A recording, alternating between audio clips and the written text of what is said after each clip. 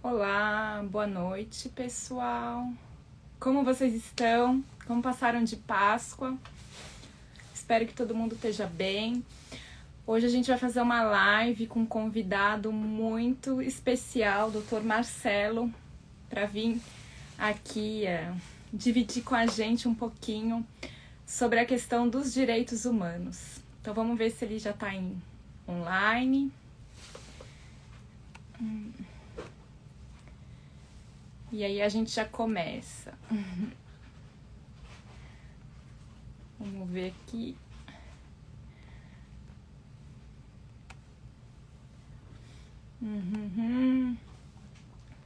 Pessoal aí no Brasil já deve estar saindo do trabalho.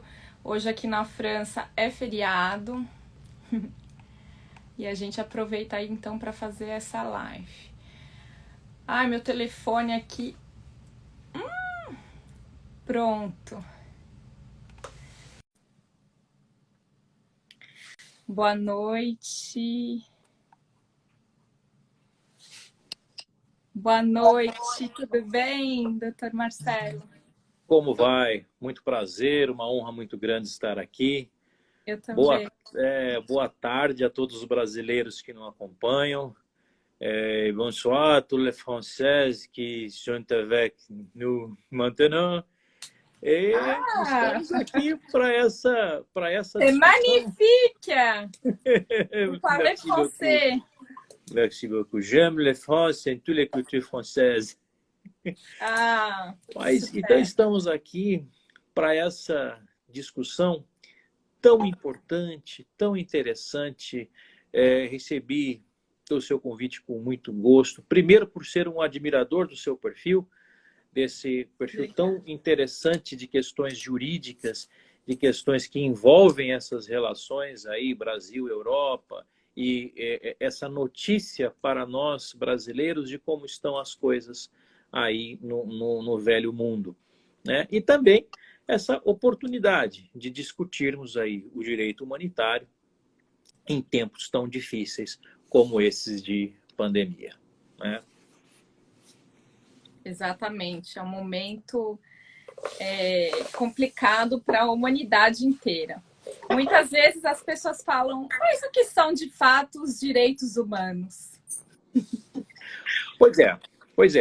O tema do direito humanitário, ele suscita uma série de interpretações, sobretudo equivocadas, né?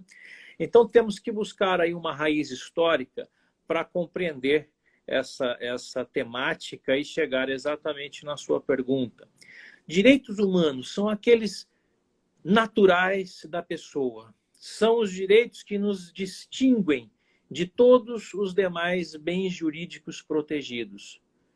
O maior de todos os direitos humanos é o direito à vida.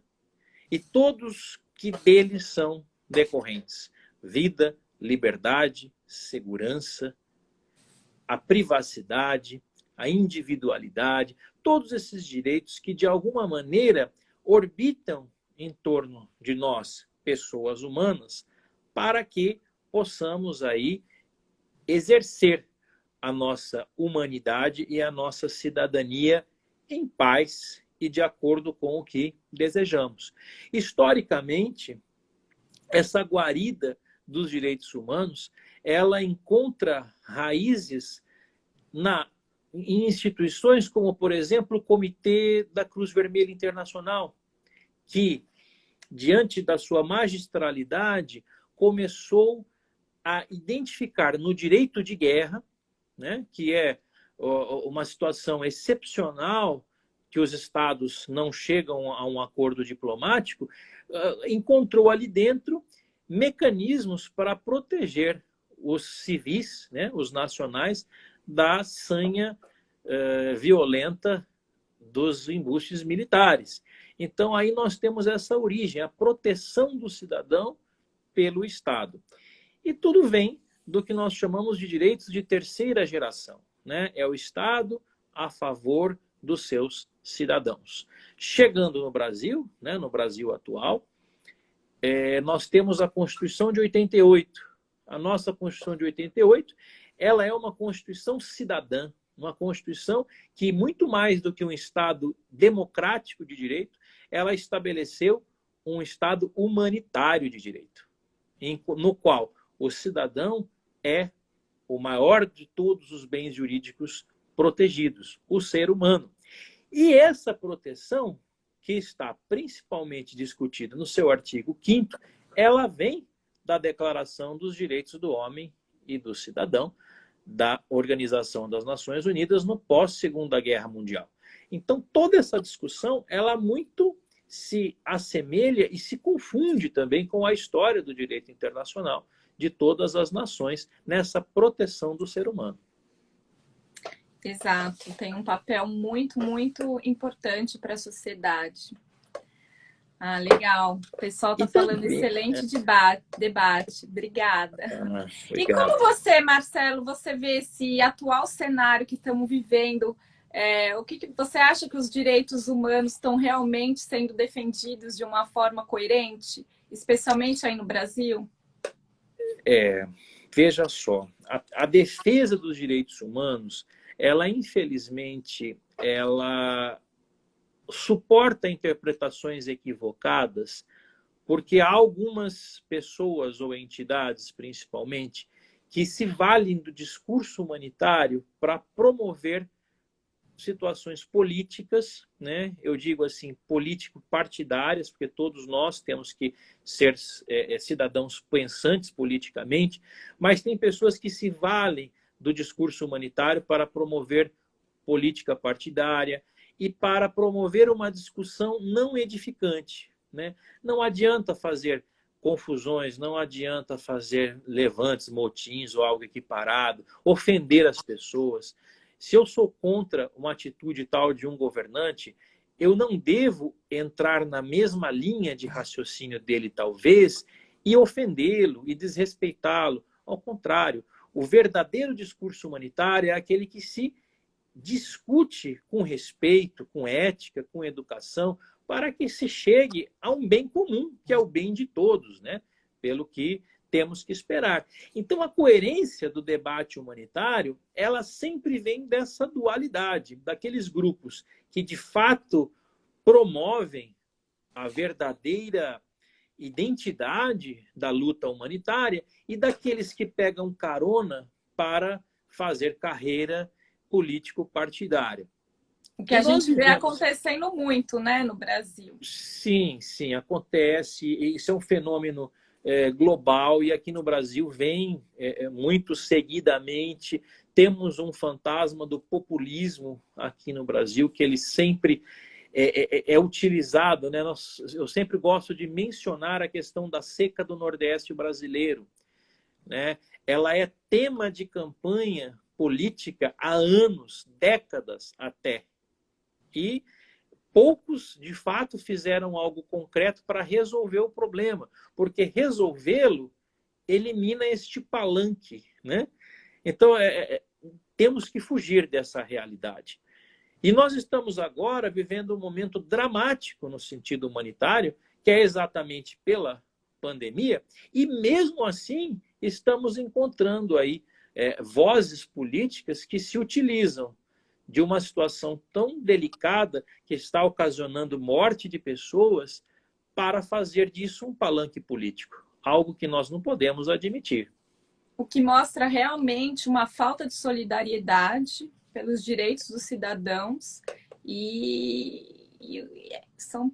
é uma situação muito indigna, que infelizmente é difícil de entender como resolver o problema, né? Porque as pessoas estão numa situação que elas não têm tempo, né? Não temos mais nem tempo para estar analisando o governo. Muitas pessoas estão aí julgando, mas muitas pessoas estão morrendo. Então a pessoa acaba que ela é obrigada a confiar no Estado.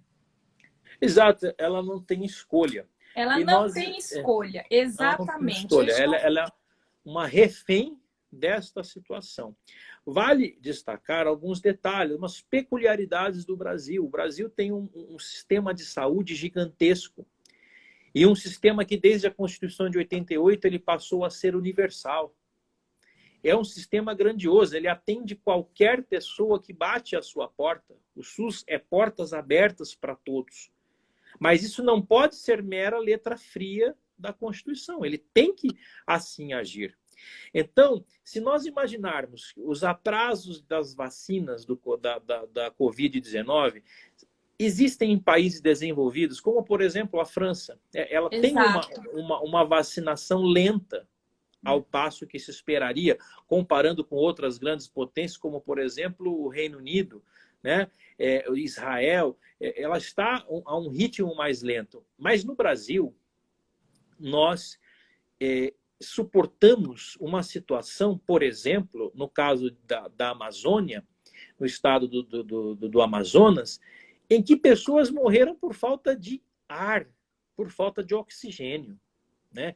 Isso é algo inadmissível em qualquer assim, estado do mundo. Isso é uma demonstração de absoluta falência. E não é do SUS que é grandioso, é dos seus gestores, né? Deixar pessoas agonizarem por falta de ar é maldoso, é cruel, né?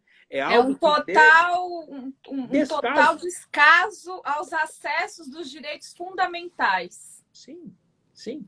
É relativizar o direito à vida. E aquela história, a culpa foi desse, a culpa foi do outro, é o governador, é o prefeito, é o presidente. Não é, a culpa é do Estado em si, de todos os entes. Que um Estado que não tenha a capacidade, talvez não a dignidade, de fornecer ao seu nacional o mínimo, que é um oxigênio, para a pessoa sobreviver, é muito pior do que a situação que acontece hoje, que é estrutural, que são faltas de vagas de UTI. Isso aconteceu na Europa, isso aconteceu nos Estados Unidos, porque o mundo não estava preparado para um levante desse tamanho, né? Agora, faltar oxigênio, né, realmente é um desrespeito terrível.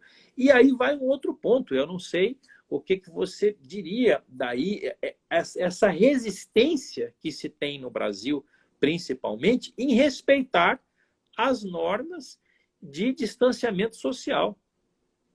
Né? Ninguém gosta, é evidente, de ficar preso dentro de casa, ninguém gosta de ter que ficar...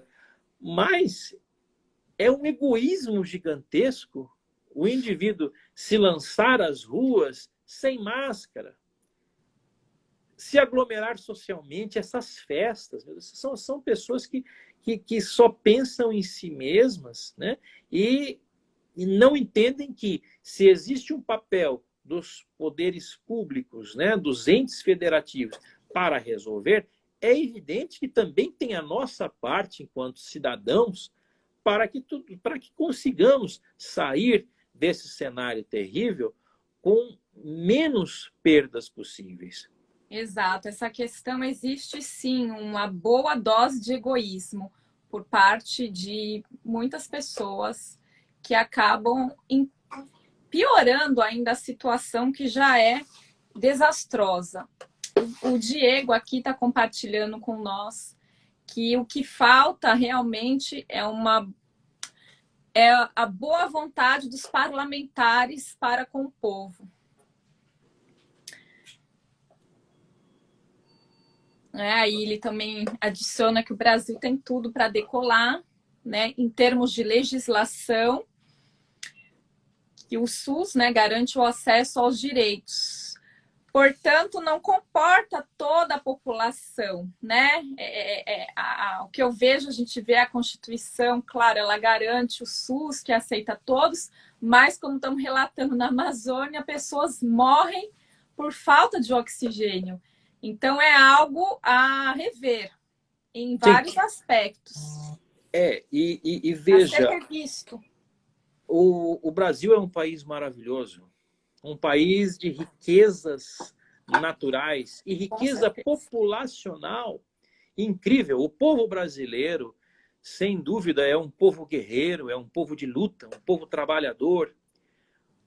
Mas nós temos alguns males que parecem arraigados na nossa história, que nós não nos livramos deles, como, por exemplo, essa corrupção tão sanguinolenta, eu diria, em que pessoas desviam cilindros de oxigênio, pessoas desviam diversos kits de teste rápido de Covid apodrecendo em galpões de Guarulhos, no aeroporto de Guarulhos, sem sequer serem utilizados. Isso é um absurdo. Entendeu? Então, quer dizer, isso é desrespeito aos direitos humanos. Entendo, inclusive, que os órgãos do Ministério Público, com a Procuradoria Regional dos Direitos do Cidadão, deveria, de fato, fazer uma investigação bastante severa com isso, porque está desrespeitando o cidadão. O indivíduo, o corrupto, né, como vem do latim, corruptio é o podre, esse indivíduo, ele apodrece os demais, ele apodrece as pessoas, né? Ter coragem, casos que aconteceram diversos, inclusive levaram ao afastamento de governador, situações em que respiradores, equipamentos para hospitais de campanha viraram motivo de enriquecimento ilícito. São coisas que não dá mais, né? De fato, concordo que o combate à corrupção tem que ser dentro da lei, né? Porque os problemas do Brasil ainda, né, e isso é uma questão humanitária típica, é que nós somos um país jovem, né? Somos um país jovem, uma democracia jovem. Se houve por bem combater a corrupção por meio da famosa Operação Lava Jato, o Brasil virou manchete, só que se combateu o crime cometendo crime. Precisou de anos para vir o Supremo agora e dizer que não tinha cabimento, né? Vamos deixar claro, não estamos fazendo discussão partidária, mas se condenaram e levaram à cadeia um ex-presidente da República baseado puramente em convicções e ilações de um grupo do Ministério Público devidamente referendado pelo magistrado, que depois se mostrou que de fato político era. Então são coisas que, por melhores que sejam as intenções dos agentes públicos, eles têm que perseguir a lei.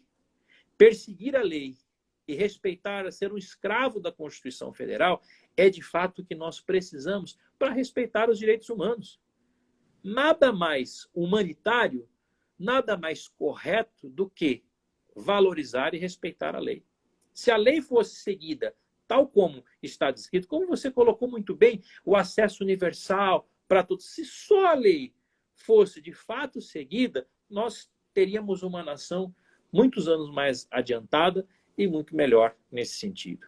E, Marcelo, como que então, ao seu ver, né, o que falta, né, a parte de que a lei seja respeitada para que efetivamente os cidadãos possam ter acesso, né, a esses direitos? Seria o quê? Seria mais ou menos um problema técnico, um problema de conscientização, tudo junto? Qual que seria assim, o ponto mais relevante na sua ótica que você vê, né? Você é presidente do observatório. Voilà. Olha, eu voilà. Isso mesmo. Veja, o grande problema do Brasil, aliás, o grande não, mas o primeiro, o matriz de todos eles é educação. Educação não aparece a curto prazo. Educação não interessa aos governantes. Quando o brasileiro for um povo educado, e eu digo educado não apenas em educação acadêmica, mas eu digo educação humana, educação para a vida, sabedoria. Sabedoria. O brasileiro não tem, infelizmente. O brasileiro não sabe buscar os seus direitos ainda. Nós precisamos divulgar. Por isso é que o nosso observatório tem uma de suas vertentes ligada, sim, na divulgação dos direitos. As pessoas precisam saber os seus direitos. Enquanto as pessoas não souberem os seus direitos, elas não saberão cobrar. não saberão exigir. A nossa lei é maravilhosa, sabe disso? O nosso Código Penal, a reforma no nosso Código Penal de 84, ela foi não apenas copiada, mas elogiada em qualquer congresso internacional que se discute ciências criminais. A reforma penal brasileira de 84 foi muito elogiada, uma legislação abolicionista, uma legislação que busca o Estado mínimo, o direito penal como última ratio, nessa ideia. Agora, o que acontece? O brasileiro acaba não sabendo, ele não sabe aplicar. Aí dá espaço para, por exemplo, a turma de 90, que anulou praticamente esta revolução maravilhosa, essa evolução penal, com o punitivismo. E aí fica o povo brasileiro nessa primeira insegurança jurídica, né? Precisamos de uma reforma tributária. Exato. As empresas não querem se instalar no Brasil. E quando se instalam, você que trabalha bastante nessa área, querem fugir do judiciário brasileiro.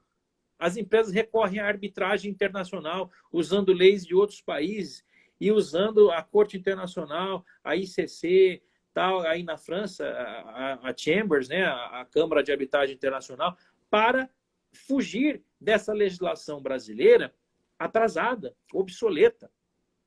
E quando se atualiza alguma coisa, não se pensa no ser humano, porque se fez uma reforma da Previdência, na qual quem pagou toda a conta dos desmandos de anos e anos foi o povo.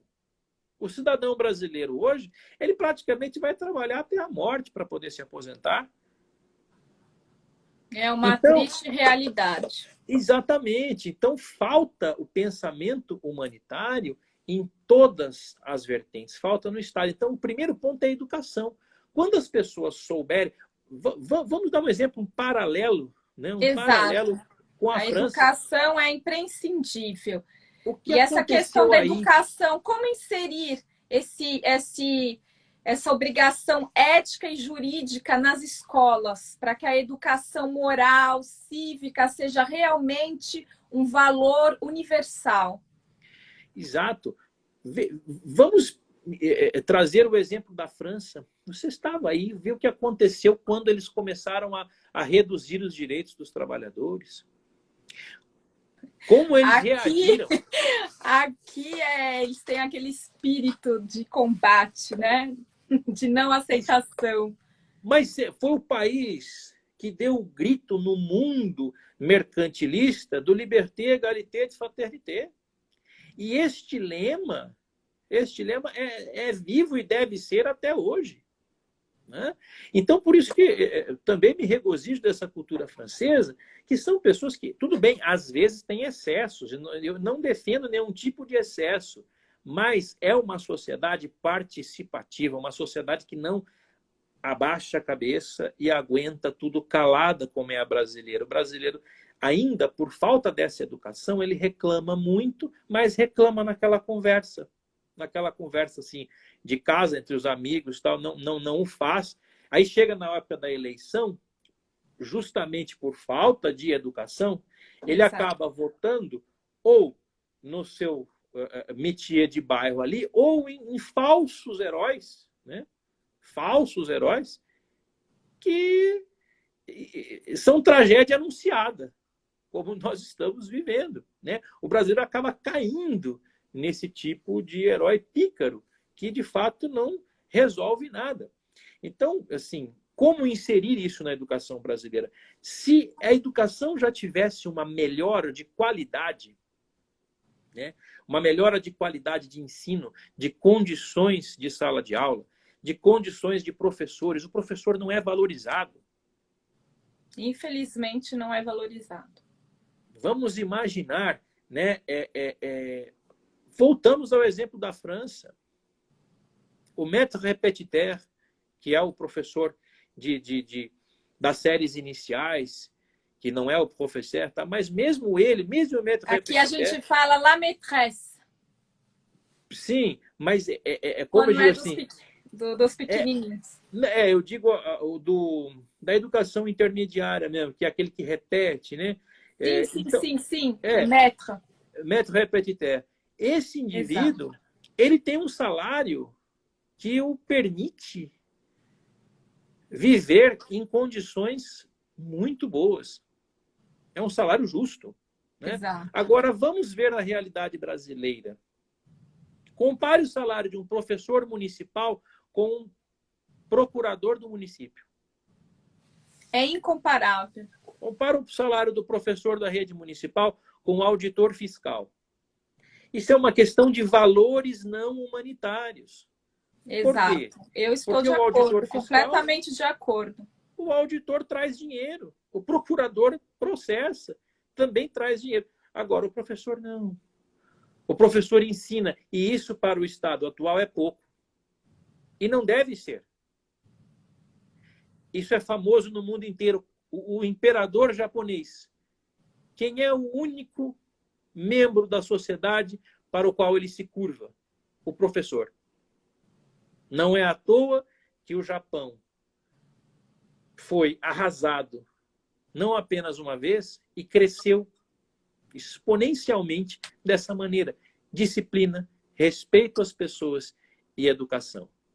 Então, se melhorarmos, valorizarmos o nosso professor, se tivermos uma grade justa, uma grade correta, condições decentes de aprendizagem, certamente o Brasil já dará um salto de qualidade em todos os sentidos muito grande. Né? Agora, estando isso ok, é evidente que nós vamos acrescentar, talvez nos ensinos no fundamental, no médio, aula de direito, aula de cidadania, né? Logicamente diferente do que eram aquelas disciplinas de educação moral e cívica, estudo dos problemas brasileiros que tinha no regime militar, porque aquilo era uma maneira de manobrar os jovens e as crianças para ter um pensamento de direita. Não estou dizendo aqui que o correto é isso, ficar cantando hino na frente de bandeira. Não concordo com isso. Entendo, sim, que todo brasileiro tem que conhecer os seus símbolos nacionais, mas não venerá-los, né, como era feito antigamente, criando essa geração de seres não pensantes. Outro detalhe, repare a grade brasileira. A grade brasileira tem matemática, muitas aulas, física, muitas aulas. Química. Aí eu me pergunto, química, biologia, certo? E sociologia? E as aulas de história? Não tem sociologia. Estava com projeto, se eu não me engano, de ter aulas de sociologia ou filosofia no ensino médio. Filosofia. Mas assim, timidamente, uma aula ou outra. Exato. E isso é uma cadeia geral, porque chega no vestibular também não cai. Então teria que ser, é o papel também das nossas universidades. Vamos cobrar isso no vestibular, vamos incentivar que os nossos alunos tenham uma visão humanista, tenham uma visão reflexiva. Né? Um espírito crítico. Sim, com certeza. Então, temos jeito, sim, mas ele começa pela educação. Ele passa pela educação e ele termina na educação. Exato. Por isso, assim, o nosso respeito, a nossa admiração sempre pelos professores. E ainda falando em educação em tempos de pandemia, é importante fazer um destaque que a aula online, esses recursos da tecnologia, eles são maravilhosos. Nós fazemos as nossas discussões, nossos seminários. Aí eu lhe pergunto, e aquela pessoa que mora num local afastado, que mora nas tantas comunidades que tem no Brasil, que mal tem condições de prover a sua própria subsistência e, de repente, tem que se ver com um celular, uma internet, né, que tem aqueles planos de internet que temos aqui, que é diferente daí também, né, que temos aqui aqueles planos pré-pagos que acabam praticamente em um dia. Em uma aula sequer, o plano vai embora. E uma aí? Precariedade total. Mais uma vez, está-se diante de um cenário que as pessoas com boas condições aprendem e os outros ficam lá à margem, né, esperando alguma oportunidade. Coisa que não pode acontecer, né? Já estamos no século XXI. Eu acho que, infelizmente, também tem essa questão que a nossa imprensa ela tá muito vinculada aos interesses empresariais e distorce, desencoraja muito essa questão de da educação, é muito blá blá, é muito Sim. blá blá e pouca ação efetiva. Sim. Eu acho que uma mudança considerativa, falando assim, considerativa, uma mudança Considerável. considerável, olha só, é algo que vai levar ainda anos. Infelizmente, é algo que ainda vai levar anos. Porque a mudança de consciência... Infelizmente. É uma consciência que ela de fato vai acontecer quando ela partir do povo para o poder. Porque ao poder convém que o povo seja tolhido. Ao poder convém. Né? Um povo que não reflete, um povo que não pensa, não cobra. O povo francês cobra, o povo italiano cobra, porque é um povo que tem uma educação bastante solidificada desde a base. Né? As mais brilhantes ideias do nosso Paulo Freire foram aplicadas na Europa. Aqui no Brasil, elas foram simplesmente deturpadas. Infelizmente. E isso é em todas as áreas. O Brasil, infelizmente, ele passa por esse processo de aculturação. Você estava falando sobre a imprensa, né? Nunca precisamos tanto de uma imprensa profissional.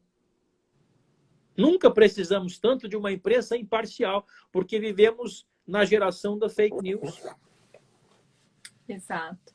É muito fácil hoje em dia alguém empunhar um celular e inventar uma série de coisas. Agora, quando a imprensa oficial, quando a imprensa profissional, de repente, vem e se faz cama de fake news, aí fica difícil. Né? Aí nós ficamos, de fato, refém, não temos para onde correr. Como foi a reforma da Previdência. Toda a mídia defendeu, né? Disse que realmente precisava, atendendo ao interesse corporativo deles próprios e dos empresários. Que para os empresários a reforma da Previdência foi maravilhosa. Agora, ninguém mencionou, por exemplo, isso é uma questão tributária simples, né? Que se não houvesse a DRU, a desvinculação dos recursos da União, o maior tributo que se arrecada no Brasil é a CSLL, que é a Contribuição Social sobre o Lucro do Líquido. É uma contribuição social, originariamente nascida para custear o déficit da Previdência. Mas aí, deu muito dinheiro, vamos usar isso para a Previdência? Não, deixa para lá. Essa dificuldade toda para o auxílio emergencial na pandemia, que é uma situação mais do que necessária. As pessoas estão passando fome. Ah, mas tem muita gente que pega indevidamente. Veja isso depois. Ah, sim, claro. Sempre vai ter, sempre terá pessoas que se aproveitam do sistema, mas não é por causa disso que vai deixar que a maioria tenha acesso, né? É algo extremamente caótico. Sim, como diz aí, ó, eu vejo o Diego comentando, nosso nobre representante do Observatório no estado do Rio de Janeiro, que é quando o povo souber o poder que tem em suas mãos, a sociedade brasileira evoluirá de verdade. E a educação é a chave da transformação. E é exatamente isso. Aproveito para cumprimentar o doutor Diego.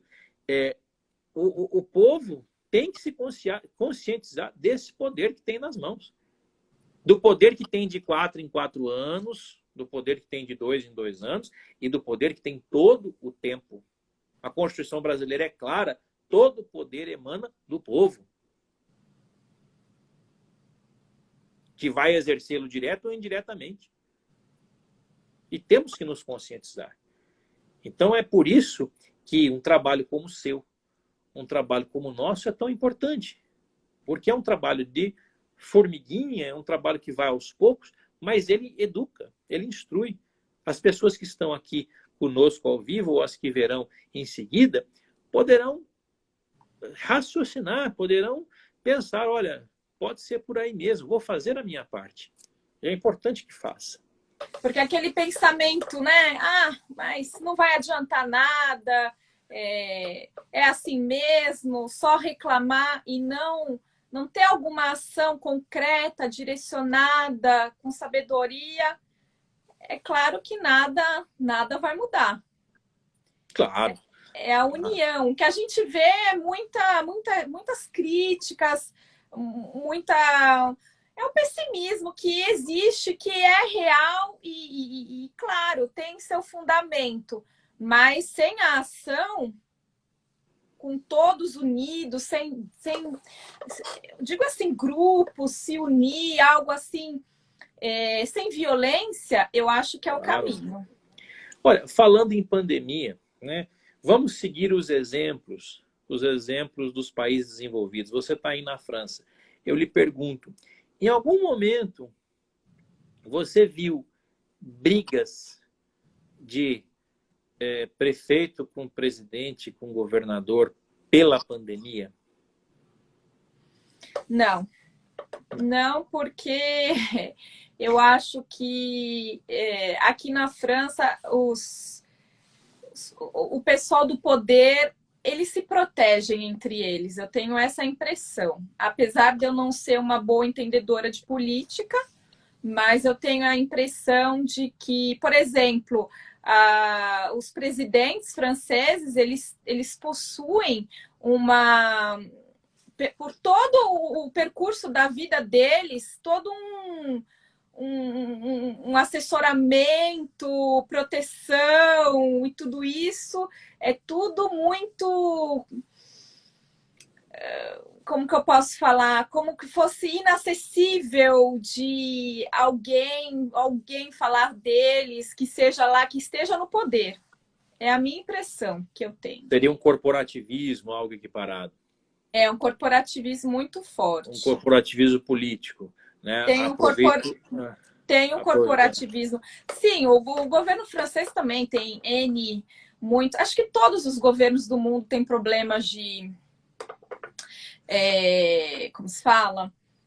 Corrupção. Aqui na França Sim. também tivemos um caso que ficou muito famoso.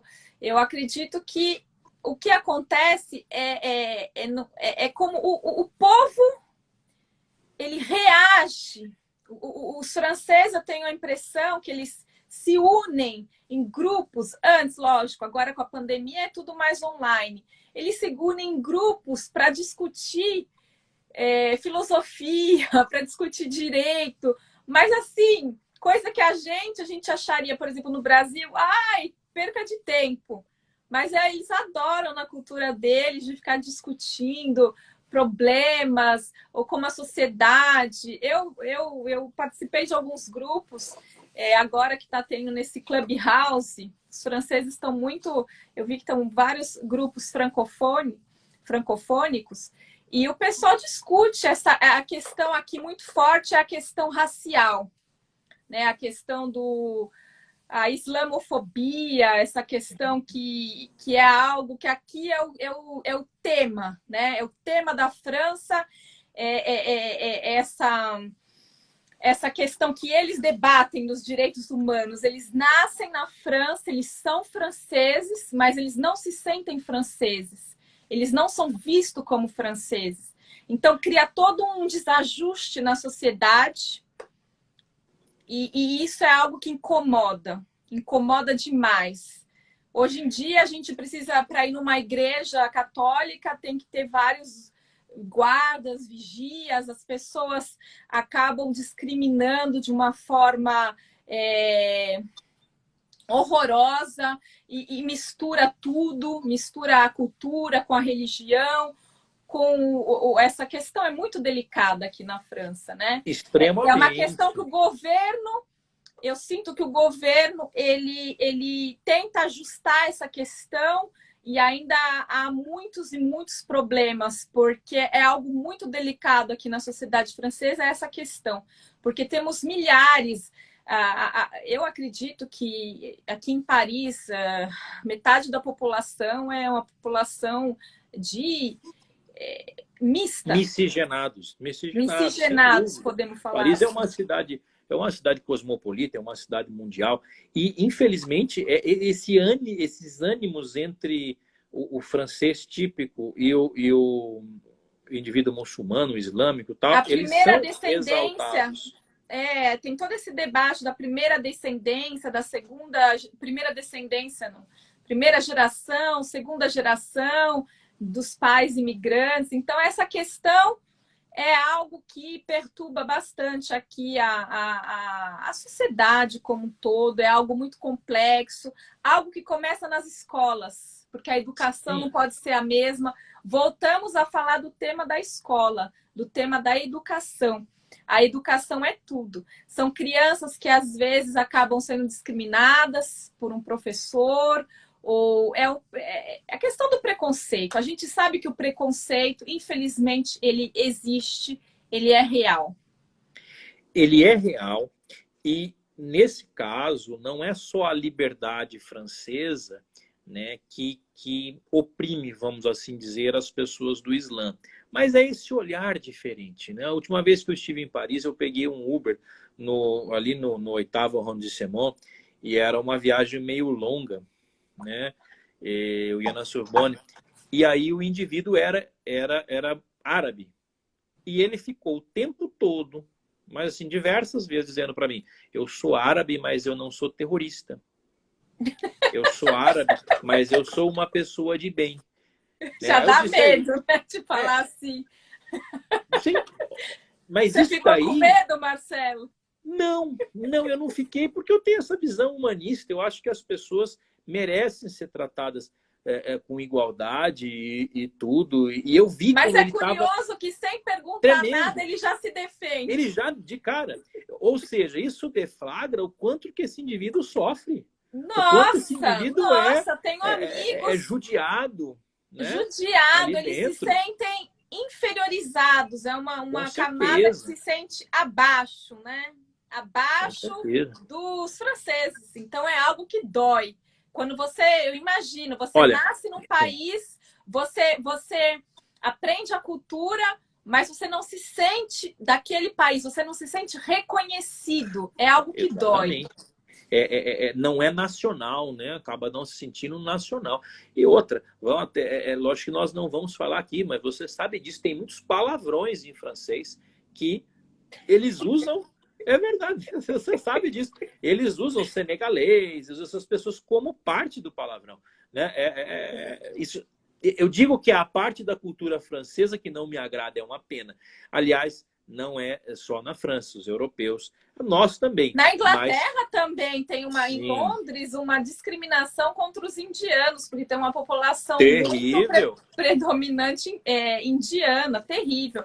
Eu acho que são os países colonizadores. Mas no Brasil também temos uma discriminação que não é cultural, mas é racial. Velada. No Brasil temos discriminação. Que também... Sul, Nordeste... Exatamente. O que temos também... discriminação racial. Exatamente. É o que também prejudica aí a questão do cidadão poder exercer seus direitos humanos. É algo que... Sim, sem dúvida. Todo tipo de preconceito, né? Como está dizendo aí, aproveito para saudar o nosso secretário de Políticas de Promoção da Igualdade dos Povos, Dr. Marcelo Barcelletti. O preconceito é uma pandemia. Exatamente. E é mesmo. Né? Em inglês, né, falamos preconceito é o prejudice. Exatamente. Lá tem aquele conceito do prejuízo. Ele é um prejuízo, ele nasce já sendo um prejuízo. Ele já nasce com um handicap. Um handicap aqui na França fala, é uma deficiência. Deficiência. E nem eu vejo pessoas aqui que falam, Ah, eu nasci árabe, nasci na periferia, nasci pobre e tudo isso. Então, eu já nasci com uma deficiência. Eles falam assim, né? Então, e o Sim. que acontece? Nasce aquela força de querer se mostrar, de querer mostrar que lá na Cité, né? Lá na Cité, aqui, como se fala, como a gente fala no Brasil, olha, até me deu um branco.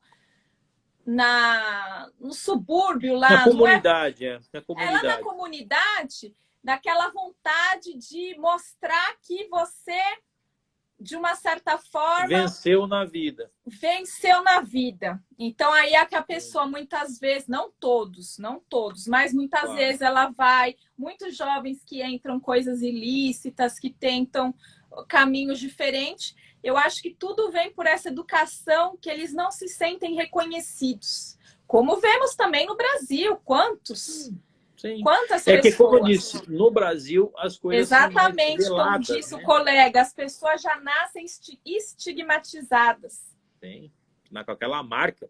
E também falando nos colegas, eu saúdo a querida doutora Marcela Magalhães, que é nossa secretária de Políticas Internacionais e Institucionais, que ela diz com muita propriedade, como sempre lhe é peculiar, que o colonialismo francês foi muito forte, e de fato foi, né? Foi diferente. Nós aqui no Brasil vivemos o colonialismo português, só que as nossas nações se tornaram mais amigas, né? Não existe. O brasileiro se sente acolhido em Portugal. O português gosta do brasileiro. Em termos, nem todos. Tudo em termos, mas eu digo assim, eu nunca me senti, vamos assim dizer, ladeado em Eu Portugal. acho, Ao exato. contrário. Agora, Eu o posso falar. senegalês na França, né, ele já é visto como uma... Sim, sim, claro. Eu acho que essa questão do senegalês, que tem a questão do racismo, do racismo, né? Do preconceito racial. Mas a questão entre Brasil e Portugal, que eu posso entender, é mais algo cultural. Os portugueses, quando você vai para lá com uma boa condição, com estudo, e vê que você não vai lá para pegar o emprego deles, mas é para trazer algo novo, para se inserir na sociedade, aí você é visto com bons olhos. Mas se eles percebem que o brasileiro vai lá para fazer trapaças enfim, coisas assim não tão não tão canônicas, dignas. vamos dizer, não ortodoxas. Mas eu acho sim. O Depende. Tem problema também a é que... questão da, da questão sexual, né? Que tem muitas mulheres brasileiras que vão para Portugal e se sentem completamente, falam, nossa, o que é isso? Porque eu acho que tudo é a questão de integração. Quando a gente não está na mesma. Quando você, por exemplo, quando você vai para um outro país, se você não entende como funciona aquele país, você sempre vai ficar um pouco deslocado. Sem dúvida, um estrangeiro sempre ele está fora da sua terra. Agora, eu sinto uma simpatia, entre aspas, um pouco maior, porque não vejo uma discrepância tão grande. E até no atendimento da pandemia, né? Se você verificar, Portugal teve uma boa maneira de atender. E o Brasil, olha como é que o Brasil é, né? Falta oxigênio em Amazonas, mas você tem um grupo em Minas que importa, sei lá como, uma vacina ainda nem aprovada pela Anvisa, né? E aí vacinam-se os seus ali. Essa mania brasileira que não se desligou ainda dos feudos coloniais, né? Os senhores de engenho, esse colonialismo brasileiro, ele é terrível. Isso é uma situação que só a educação vai dissipar. Né? Eu tenho dinheiro, eu posso. Se eu tenho dinheiro, eu compro tudo. Eu compro pessoas, eu compro o Estado, eu compro qualquer coisa. Uma situação assim que precisa se entender, né, que há pessoas que são tão pobres na vida que a única coisa que tem é dinheiro. Exato, infelizmente é verdade. E essa pandemia, veja só, ela veio nos mostrar isso. Eu acho que a grande lição humanitária dela é exatamente essa. O vírus atinge ricos, pobres, miseráveis, atinge qualquer pessoa, atinge o intelectual, atinge o analfabeto. E essa pandemia, por mais triste que ela seja, ela traz essa reflexão, ela nos faz mais humanos e vê como que nós somos tão vulneráveis. Motivo pelo qual é hora de nós nos darmos as mãos. É hora de nós entendermos, né, que esse movimento totalitarista que o mundo entrou, essa direita insana que começou a assumir alguns países aí no mundo, ela está mais do que na hora, ela tem que acabar. Por quê? Porque as pessoas, o brasileiro, o ser humano e o ser internacional, ele precisa entender que somos um só. Todos somos humanos. Não adianta o milionário comprar a sua vacina ou comprar o seu respirador, como aconteceu aqui no Brasil. Teve caso de gente comprar um ventilador mecânico e deixar em casa.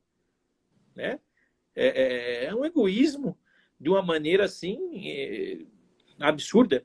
Então nós temos que entender que esse vírus, algo microscópico, né, foi capaz de colocar à prova todo o nosso sistema. A ciência conseguiu a vacina, excelente, a vacina está aí, mas como ela vai ser distribuída? Aí é outra questão. Exatamente. São detalhes que só uma visão humanitária bastante profunda, né, ela pode chegar a essa conclusão. Nós estamos no século XXI. Não adianta evoluirmos em máquinas, em computadores, em equipamentos e não evoluirmos em ser humano. Né? Nós temos países assim minúsculos, como, por exemplo, o Uruguai, aqui, um país pequeno, que tem um sistema prisional que é exemplo para o mundo. Que teve, aliás, um dos maiores estadistas, na minha opinião, de toda a história, que foi o Pepe Mujica, um indivíduo de verdade um estadista, um homem que lutou pelo povo, que ia trabalhar de Fusca e voltava. Entendeu? Alguém que não estava ali para se beneficiar. E são figuras que, de repente, passam como desvalorizadas aí pela grande mídia. E não é assim. Eu acho que são lições que nós temos que aprender. Passamos por grandes pandemias, passamos por grandes epidemias também. Vivemos o caos da AIDS até hoje, que é uma pandemia ativa, certo? Só que, será que interessa para a grande indústria a cura da AIDS? Talvez se interessasse, ela já teria, a cura já teria acontecido, como aconteceu da Covid, que pegou todo mundo, né? Agora, essas doenças que só acontecem lá na África, né? Ou que lá tudo pode, lá uso de teste, né? O mundo precisa evoluir nesse sentido. Por isso que essa nossa discussão, ela tem que caminhar no sentido de que a pandemia é uma chamada de atenção. Chamada de atenção das pessoas para as pessoas. A chamada de atenção que as elites não têm que entender, continuar nessa caminhada opressiva, porque fere todo mundo, destrói toda a roda, inclusive da economia. O indivíduo que fica lá defendendo que ele quer o comércio dele aberto, eu entendo. Eu entendo, ele está no direito dele. Mas aquele comércio aberto gera aglomeração.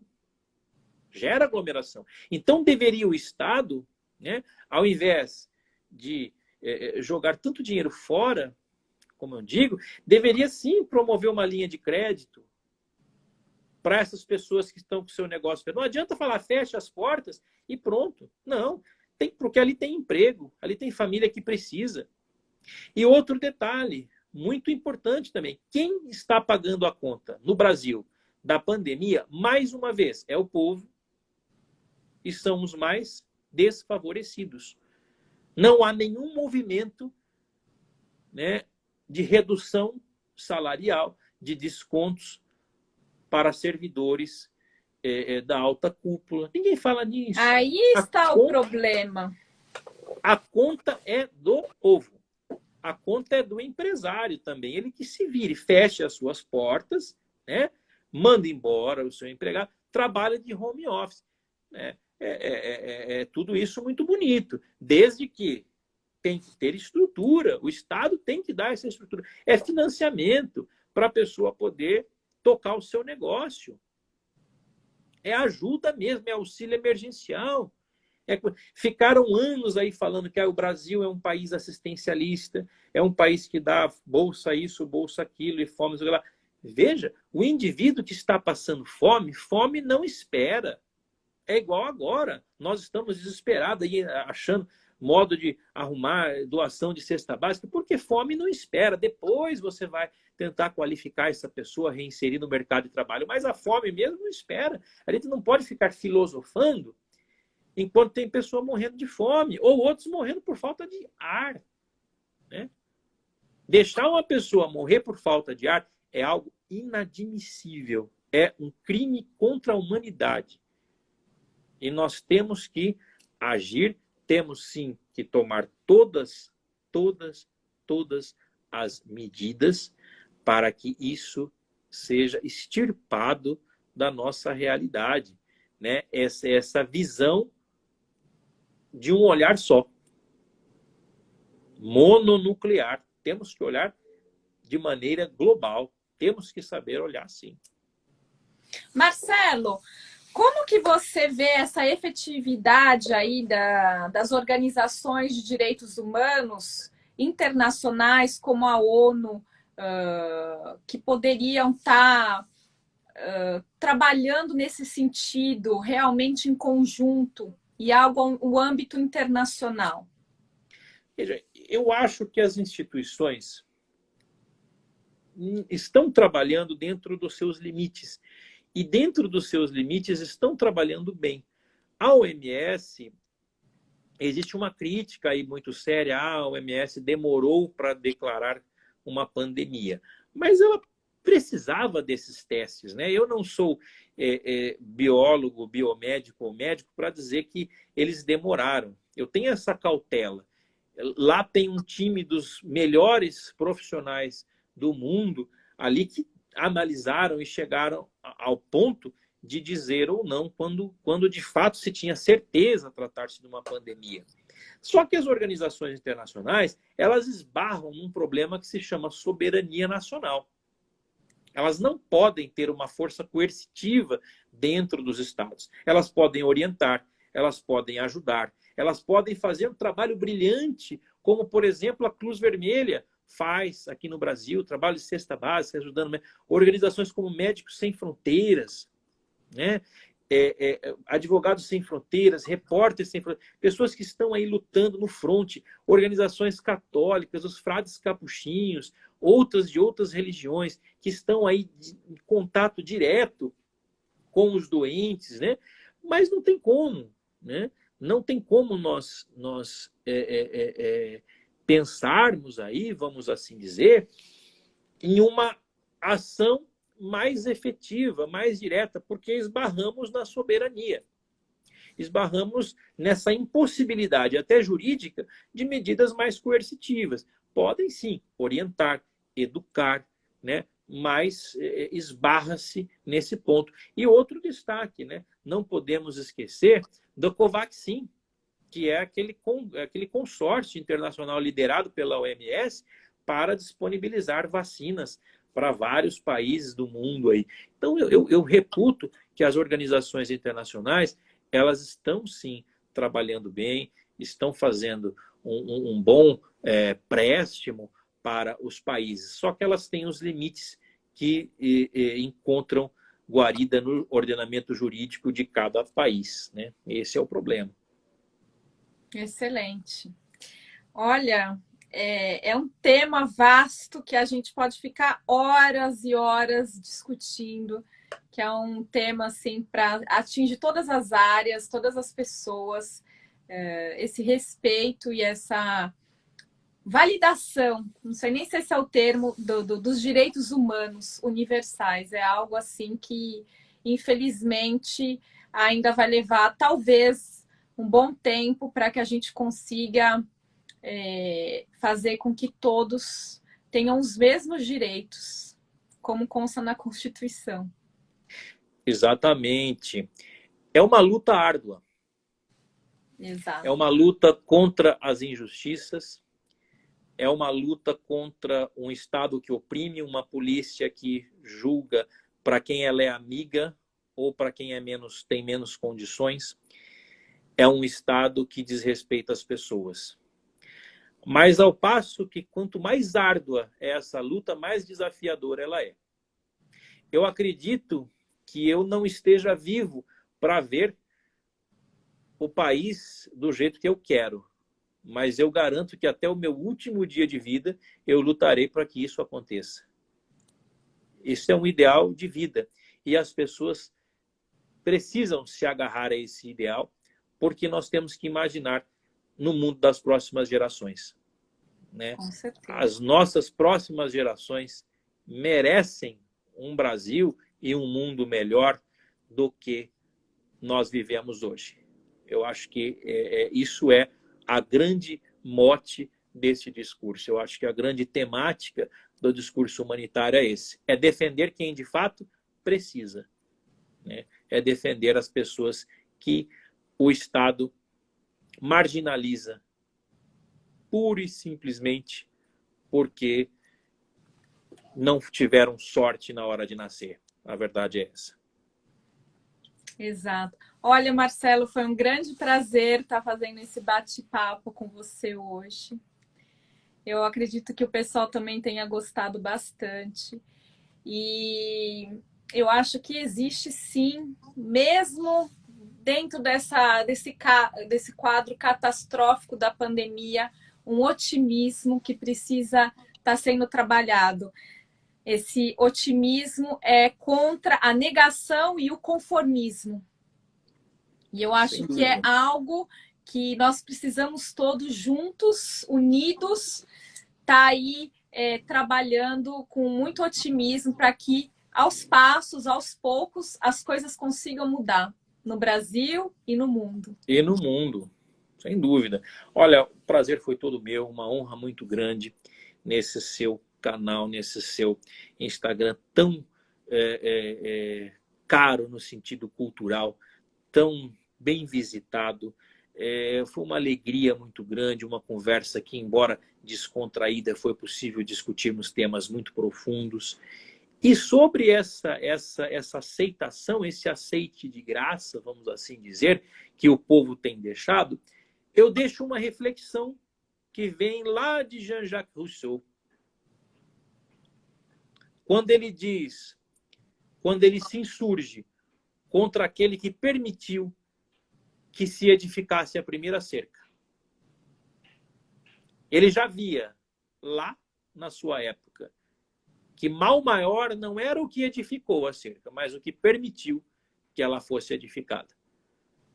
Então, eu gostaria de deixar essa reflexão de que, pelo caminho da educação, da retidão de valores e da moralidade sempre levada a efeito, nós chegaremos a um mundo melhor e a um mundo de pessoas que não aceitem as coisas. Muito obrigado mais uma vez. Também gostaria de agradecer a todas as pessoas que comentaram, todos que participaram, todo mundo que esteve acompanhando e convide que estaremos aqui com todo prazer. Eu estarei novamente, que foi muito bom, realmente muito esclarecedora essa conversa. Muito obrigada. E eu desejo para você uma excelente semana e para todos aí. Igualmente, gente. Até logo. Até logo.